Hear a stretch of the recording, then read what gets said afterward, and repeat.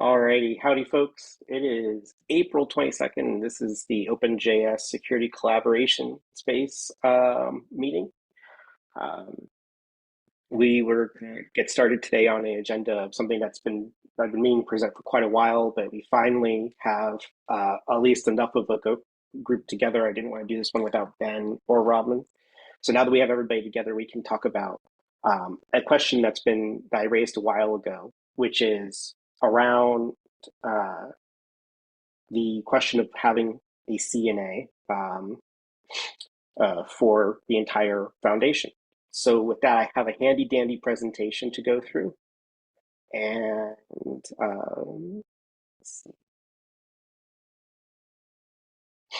let me put that on screen. Do, do, do.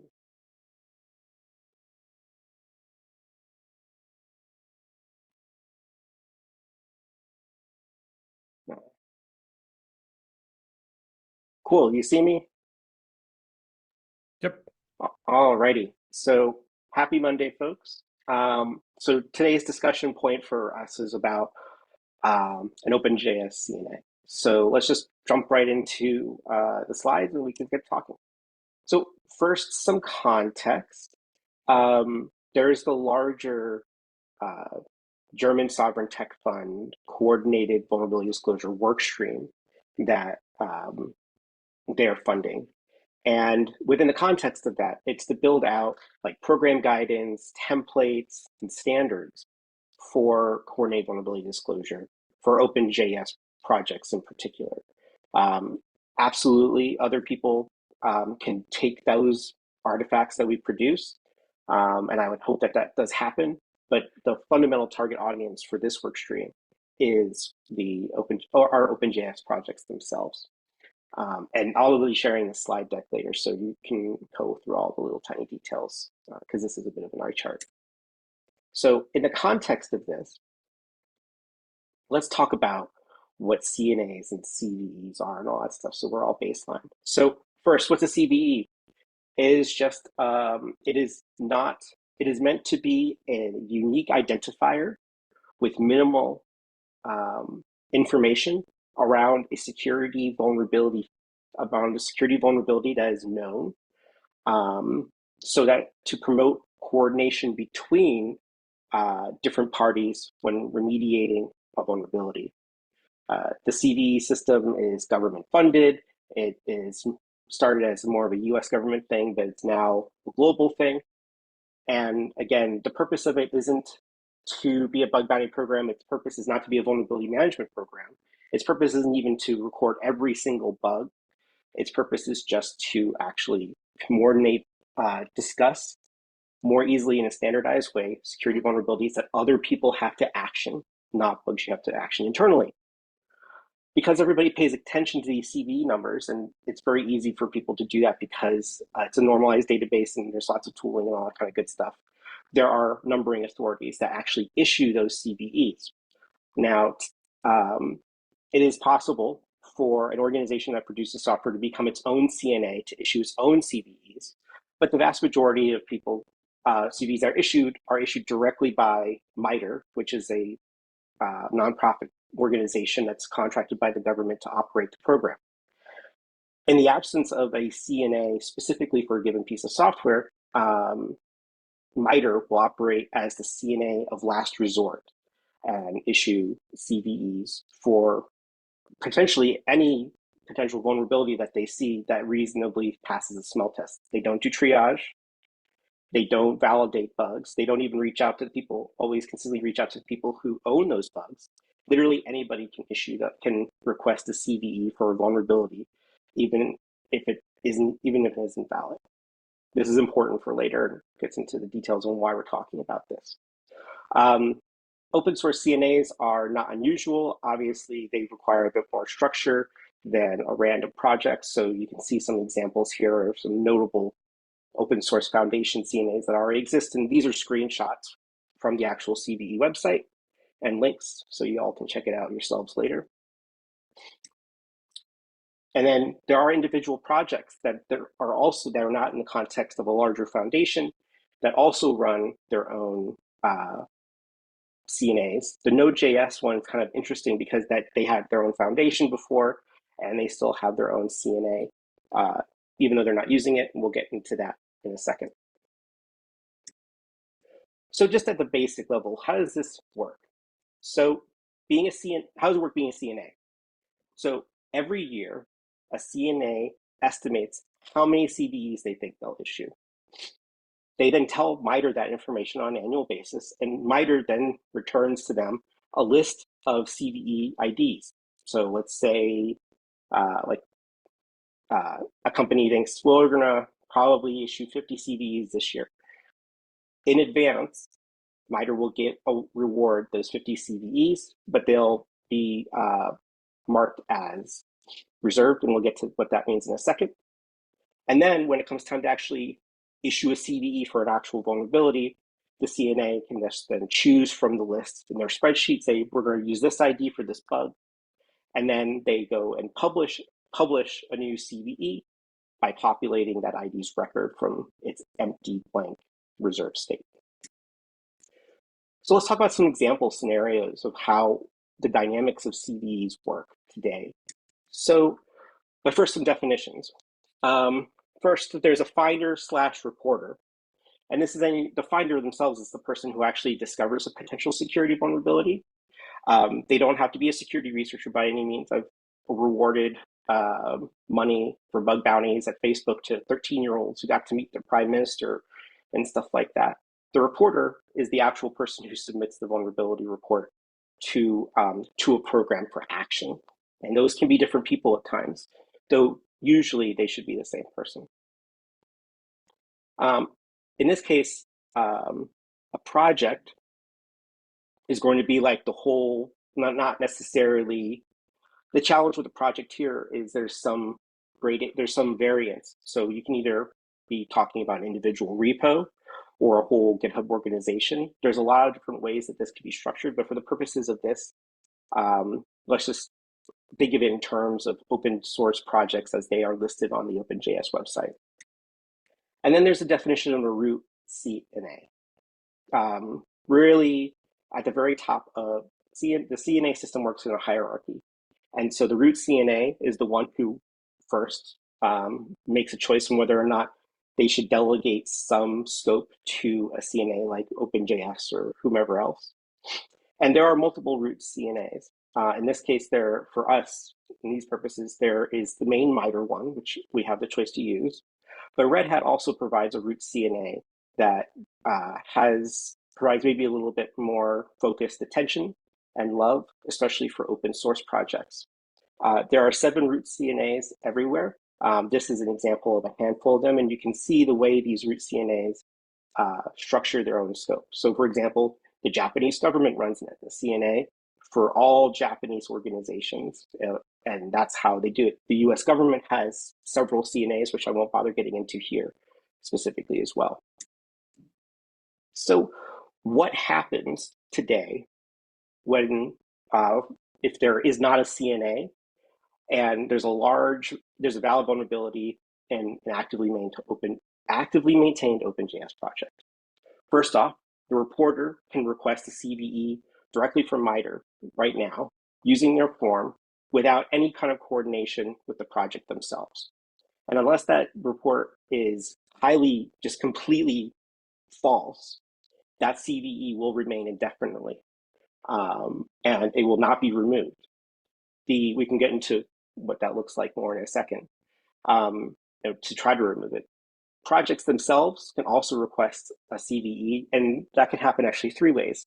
The Express project, for example, requests a CVE through GitHub's process, which is a part of their advisory flow, so it's very easy. If they're on HackerOne, like Node.js, they can request a CVE from HackerOne, who also operates their own CNA, or they can request one directly from MITRE using the form. All of these methods are valid. There's no benefit. There's no big pro or con to any of these beside the software's own internal processes. So, for example, Node.js is almost completely automated through a script being able to get request a CNA from HackerOne, and GitHub's is just a click-through button, so it's very easy.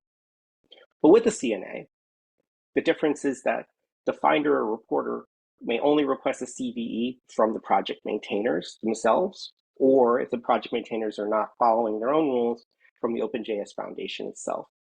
So that doesn't prevent them, of course, from using the GitHub CNA process flow still. That's totally fine. Or the HackerOne process. All it does do is it guarantees that they cannot get a CVE issued without talking to OpenJS or the project maintainers themselves. So any questions so far before I keep going? Yeah. Why is it set up this way? Like, why isn't it always the case that you have to show at least an attempt to contact the those responsible for the vulnerability before issuing any CVE? My understanding is that it's strictly a volume problem. Like they are not resourced to do this at the scale that we would hope they did. Who's they here? The project people or the MITRE. miters? Yeah. Okay, So MITRE is not going to MITRE if it's they will and should attempt to reach out to project maintainers, but it is just not consistent. And the reason for that is got it. purely resourcing. Uh-huh. Individually, those people are great, but um, they need like a building full of people to handle this volume for the entire internet. Right. Um, Okay. so let's talk about a valid bug in an actively maintained project, but actually the project does not consider a security vulnerability. And these can come in lots of different forms. Usually they're very opinionated. Without a CNA today, the finder reporter could just go to MITRE and get a CVE issued unilaterally, um, which is really unfortunate. And the challenge is that in MITRE's case, they're going to read that report. And as long as there's any sort of hint of a security implication to that bug report, they're going to accept it as a security bug, even if reasonably we would not, or there's a really long reason for it not to be the case. Um, in this situation, the project can absolutely go to MITRE and dispute the CVE. However, if there is any, like I said, if there's any theoretical security impact, all that will happen is that MITRE will update the CVE to say it's disputed. They'll also include a statement from the maintainers themselves to explain maybe why they don't think it's a bug. They'll update the CVE to reference blog posts on why they don't think it's a bug, but they will not get rid of the CVE. The only time they will actually remove the CVE entirely is if it's demonstrably true that there is no security impact and it's not a security issue. That only comes up when it's a genuine false positive. If there's any sort of room for interpretation, the CVE will remain. Now, if we have our own CNA, the process is quite different. First off, the finder and reporter can only request a CVE from the project. And if the project does not issue a CVE for some reason, and maybe they should, maybe they shouldn't, they can escalate that to the actual CNA point of contact themselves, which does not have to be a full-time job, but they have to evaluate the request. And if it meets the standards set by MITRE as a definitions of security vulnerability, they do have to issue the CVE. If they don't want to issue a CVE, they have to provide some sort of rationale for that. And the reason for that rationale is that there can be further escalation to the root CNA, either MITRE or uh, Red Hat's root. And I would suggest that OpenJS were to do this, we would use Red Hat's root. And then they themselves have an evaluation process for the dispute. And they can either choose or choose not to do that, to issue a CVE. If it turns out the CVE should have been issued, that means that the CNA that should have issued is on notice that they're not doing their jobs correctly, and they can have their CNA status potentially put at risk. This is not a common occurrence. People are very friendly and normal, but it's important to see the escalation path here, that there is an escalation path um, for the researcher to try to override a decision that they think is unfair or technically doesn't meet the rules of the CNA program itself. Whereas without a CNA, the escalation path is more on the project to try to refute incorrect information versus being on the finder or reporter. What if there's a valid vulnerability in a deprecated version of an actively made project within the foundation? Today, without the CNA, again, the finder can just go to MITRE and unilaterally get a CVE issued, or the projects themselves can choose to, if they are doing that, they can choose themselves to actually get a CVE issued through the standard processes we just talked about from GitHub, HackerOne, or MITRE, depending upon where they're at. With the CNA, again comes down to policy, actually. The finder reporter has to report it to either the maintainer, the project themselves, or OpenJS. And then the projects have a choice of either using the OpenJS CNA to get a CVE ID, following GitHub's process, or following HackerOne's process. I say this as a policy related because without a CNA, there absolutely is without a CNA, there's obviously a choice of whether or not CVEs will be issued for older versions or not, though I would hope they would, especially in an actively maintained project. On the other hand, with the CNA, the CNA has the choice of having older versions and unsupported versions of software being out of scope for the CNA itself. So that would, of course, open those old versions up to getting MITRE issued CVEs, but it may not be the best idea, but there's absolutely a choice there. What about valid vulnerability and in an older project that is currently archived? There's a couple different options here that, like I just talked about. One, if there is no CNA, option one is pretty much the standard path on the left, that the reporter or finder can go request a CVE from MITRE, or the project themselves, or project themselves, some security organization within the foundation, some just volunteers or whomever can request a CVE. They don't have to fix the bug. They just have to issue it. And this is, whereas on the left side, excuse me, on the right side with option two, these projects can be kept in this. If we keep these archive projects within scope, then somebody will have to at least pay attention to security reports and issue CVEs, even if the bugs are not fixed. Yeah. What about incubating projects? Same kind of conversation again. The interesting thing here is that, and this is more of a policy question again, is whether or not projects that are in incubating status are within the scope of the CNA or not. It might make sense for them to be out of scope while they're working on getting to a place that meets standards, some standard the CNA sets, so that they can be included in that scope. They can just be done automatically. There's lots of choices here. The challenge, the big thing to focus on is really the incentive structure around projects themselves and how much time they have and how much time they have to implement a CVD program and what the expectations in the foundation are. So what would actually would OpenJS need to become a CNA if it wanted to? First off, what would this? First off, Rob, before you switch topics to becoming a CNA, I noticed Jordan has his hand sorry, raised. Jordan, go. Yeah, I didn't want to interrupt. How easy is it? Like looking at the CNA application, it seemed like you have to be very granular and specific into what the scope is. In other words, you have to say if you have 100 projects, you have to give 100 entries. How easy is it to add or remove things from the scope? You can have a scope within the context of the CNA that basically points to a page that lists the current scope. So in this case, we could have a website on the OpenJS website that says the CNA is going to need a page anyway, going into this a little bit. So the CNA is going to need a page anyway. On that page, there can definitely be a list of here are the projects that are in scope, here are the projects that are out of scope.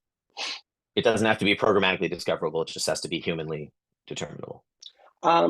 There are programmatic ways of doing that, but that's kind of secondary to the larger question of whether or not it's officially in scope for the CNA or not. Every time that there's a project, there's certainly an option to do that. I think it'd just be easier given the volume of projects for OpenJS to maintain a list of here's what's in scope and here's what's out of scope, rather than constantly updating its list with MITRE. So you could do either way. Yes, you can. You're saying you can either like programmatically alter the CNA record or something, or you can just point to a URL that you update as you like. Yeah, let's look at the Apache Okay, Foundation, for cool. example. See this one on the right? Yeah, So what they say is all Apache Software Foundation issues only. What's one? Oh, here we go. The Eclipse one's a good example. All projects hosted on the Eclipse Foundation as listed here. listed at. Okay. Yeah, so that's how we can maintain it more easily Okay. without constantly updating MITRE for every Cool. little thing. Also, I Awesome. don't know if Then, I want to put in that little box a list of every single project in OpenJS right. because Yeah, it's a no, no, little no. box. So Cool. that's how I would expect it to work. Awesome. Yeah, I mean, in that case, it makes sense to me that at some point in the process, when an incubating project seems, you know, like they're on the right track, it seems like we should always want to add them in, because if a CVE comes in, that's something we should know about while they're incubating That's and right. see how it's responded to. It's a Yeah, policy choice entirely, right? And I right. did both. Cool. There's no wrong way here. It's about what we think is best and what the feedback's like, of course.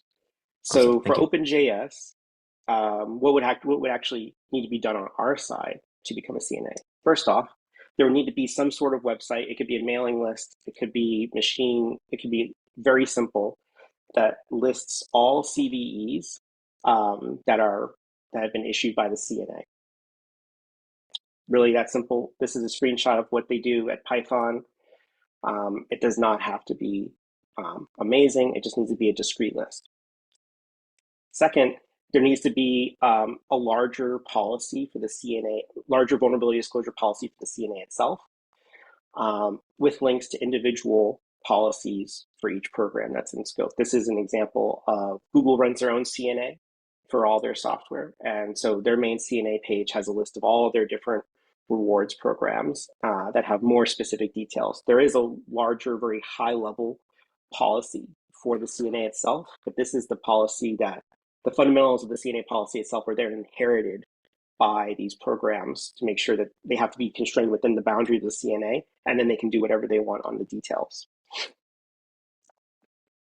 To become a CNA, two people need to go through the CNA training and participate and have be listed as a point of contact. The training is not crazy. It is literally just these 4 presentations and PowerPoint. There are videos plus PowerPoints. And there's a meeting where you have to actually go through a scenario of issuing a CVE to make sure you've actually read the documentation live with a MITRE person. And they're very nice and they help you through if you struggle a little bit. The purpose is training, not grading. And you just have to do that once. And the largest ongoing activity that's needed from this is simply just to maintain contact with MITRE or Red Hat long term in case something comes up from them, which should not. And then to provide them every year with the list of CVEs, number of CVEs that would need to be issued, and somehow maintain that list of CVEs for OpenJS projects themselves. So how would this work then? You have a number of options to achieve this. One, for this list of CVEs, there's a designated maintainers who have access to that block of CVEs in a spreadsheet somewhere in Google Docs, and they just pull from it and say, okay, I'm picking this CVE number and I'm using it for this, and it's simple as that. It's not complicated.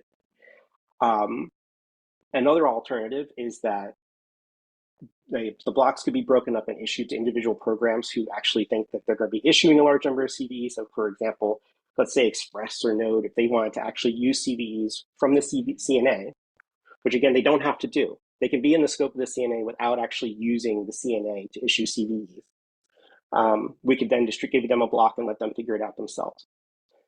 Another option, which would involve me for this year anyway, is to every time an OpenJS project wants to issue a CVE, they go to a point of contact at the CNA level, and I would give them a CVE number and help them sort through the details of updating their CVE records if they want to use the OpenJS CNA CVEs rather than GitHub or HackerOnes. And again, option 4 is projects just keep doing what they're doing, but they're in the scope of the CNA, so they cannot get, so for the very least, they cannot have unilateral CVEs issued against them. Um, yeah. So discussion summary, just to give a high level. Regardless of what, if OpenJS chose to become a CNA, they by default there's no actual change to the projects themselves. They don't really have to do anything beside being aware that that CNA exists and that they do have to issue CVEs if they actually get a valid security vulnerability report. The other nice thing is that they no longer have to worry about unilateral or incorrect CVEs being issued. Every CVE will go through somebody and either on their project at OpenJS or at Red Hat for review.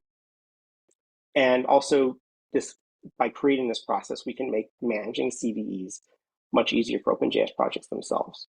The cons, of course, is that there's some small annual overhead for CNA management, and today we need like 2 people to do that initial training. Again, the training is not hard, and the overhead management is hours per year, but it's something to be aware of. And potentially, because the CNA has a specific scope, folks who are reporting bugs, security vulnerabilities to OpenJS projects may have a higher expectation of getting a CVE issued. And so you might see an uptick in actual CVEs being issued by projects. That's not necessarily automatically a bad thing. It's more of a thing to be aware of, that once there is a CNA, the projects will have to engage with the CVE process more purposefully than they do right now, which might involve them having no idea what to do. So with that, I just wanted to open up the floor to questions, thoughts, concerns, criticisms, to see people's thoughts. Sounds, how would I say this? It was a very informative presentation, which is good. But as far as the persuasiveness of it, it feels like you could have done this in one slide. Like, it seems like a no-brainer to me. Like, we should definitely do it. More valid CVEs is a good thing. Less invalid CVEs is an extraordinarily wonderful thing. And given the de facto garbage that service that ends up with MITRE being under-resourced, not allowing people to effectively denial of service projects, or I mean, like, I can easily imagine a social engineering attack where or not a social, but like an open source supply chain attack where you try to replace a find dependency with a compromised dependency by filing a CVE on the find dependency and then suggesting in your interesting place that you switch to this one. This one doesn't have a CVE, and then you've now hijacked the project. That seems really straightforward to be able to do. So this seems like a really important security thing for us to lock down. Thanks, Yeah, Jordan. and I didn't mean to imply that you overdid it, because the informative aspect of it was spot on. I think we need to baseline people's knowledge as a reference point anyway. Yeah. Sorry, Robin. From a resource perspective for next year, like I could see this consuming you or the person who manages it from the foundation. What do you anticipate? It doesn't have to, because if we really push for all of the projects within the foundation to be on GitHub's private vulnerability reporting platform, they can request CVEs from GitHub without having to actually engage with this at all. The value to them would be just the defensiveness of being in scope for the foundation CNA. The overhead is more upfront on the training aspect, and the annual request for CVE numbers, which we can keep that. I expect that number to be quite low, because I expect most projects to just use the HackerOne and GitHub flows to actually issue their CVEs. So no, the overhead is not actually that bad on this. I would say you should certainly go higher in terms of supporting the creation of CVEs and the writing of them and all of that. That's a separate question. Simply having the CNA, I would say, is 12 hours or less work a year once it's stood up, because there's nothing to do beside for the management. Because the maintainers are still triaging, and that would not be enough. Yeah. Right. That's right. Like nothing has to change for them. Like we could do like I would want to inform them of this fact, but we actually don't need to ask the projects to do anything beside FYIing them and letting them continue doing what they're doing. The only potential issues where there would be work at the foundation level are projects that are archived and there's no maintainer around, and those will still receive security vulnerability reports potentially. So the question is, do we have a group of people who can volunteer to just look at that? I'm not sure what the volume of current vulnerability reports against really old archive projects are, but I haven't heard much. So I imagine it's not too bad. But that's why we have the option of removing those projects from the scope of the foundation if we don't want to go through all that and we're willing to accept that maybe erroneous CVEs will be issued for those projects. But otherwise, it's pretty straightforward. It's actually not a ton of work. It's almost entirely a defensive exercise. Yeah, well, I think our ecosystem sustainability partner program with Hero Devs and others would help with that. And I think we would probably only see it in the jQuery realm to date. It depends, but. Yeah. Any other thoughts? Because the sustainability question is really the only thing. It's like, if we like, what are the next steps or discussion points to get to a decision on whether or not folks are okay with taking on that like minimum kind of like 12 hours a year support, or what extra is provided at least while I'm here this year. I mean, I would be willing to do it for the entire foundation to save NVM 12 hours per year. So like, I don't feel like it'll be that big of a deal if that's in fact how low the amount of work is. It really isn't. Jordan, if you're down for doing the training with me, it's not like rocket science training. Yeah, I mean, I want to call for more people to help. Like I need to be Yeah. less of a linchpin on things, but like I'm happy to help. Okay, so we have 3 people. We have Jordan, me, Wes, that's good, and Ben. So Ben, I just saw you unmuted. Do you have any thoughts? I would say, like, from an operational perspective, like, I'm sure there are things that I can do to help. So I'm not sure exactly how all of this works yet, but like I feel like yeah, that I can play a role here too. Ulysses. Yeah, I'm happy with the idea. I think we should be working on that just before, and it seems like a really good idea for the projects. I'm happy to give an extra hand if needed, for the learning, having one backup, whatever you want. I'm happy to help on any area of this to make it forward. And then from a process perspective, it seems like everyone's pretty unanimous. This is a good thing. Channeling Toby here on when do we make a decision and agree we make a decision, and to communicate that out. Do we need to, create a PR and leave it open for a couple of weeks for folks to weigh in? Which is what I would think we would want to do. Yeah, that sounds Robin, absolutely right. Mhm. Is this something that should also be brought to CPC I was or wondering not? that too, yeah. Okay. I think, I think so, but I don't think we need that much time. mhm. Like, Okay. like I think just filing an issue and then like in the following CPC meeting bringing it up is probably more than sufficient, because we can based on what Adam was saying, like we can very easily like just not include a project in the scope if they don't wish to be. Right, it's because it's not mandatory, right? Yeah. Yeah.